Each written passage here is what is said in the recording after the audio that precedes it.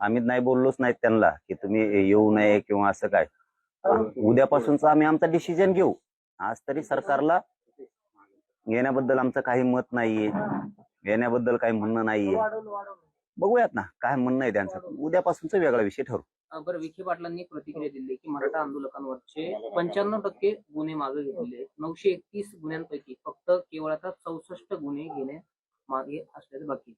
नाही, ते मला माहित नाही 64 राहिलेत की काय. कारण पहिल्यांदा त्यांनी सांगितलं होतं की 1500 गुन्हे, त्यापैकी 834 गुन्हे मागे घेतलेत आणि बाकीचे घ्यायचे राहिलेत.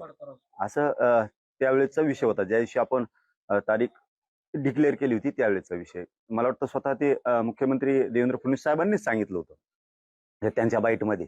परंतु आता जर तुमच्या म्हणण्यानुसार 34 राहिले तर हे मला नाही माहिती. 64 राहिलेत तर मला नाही माहिती 64 राहिलेत का काय. आता येत आहेत ना ते, बघूयात ना काय ते. पण ते म्हणतात की उपोषण हा काही मार्ग नाहीये. सरकारची भूमिका सांगितल्यानंतर सातारा गॅजेटचा आग्रह जरांगे पाटील सोडतील. कशामुळं?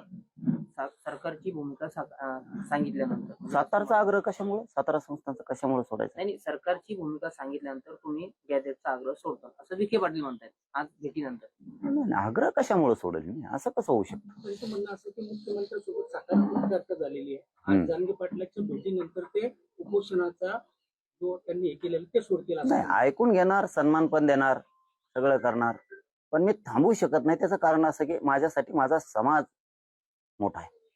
माझ्या समाजाच्या लेकरा बाळांचे आयुष्य उद्ध्वस्त व्हायला लागलंय. मला ते बघ नाही हो.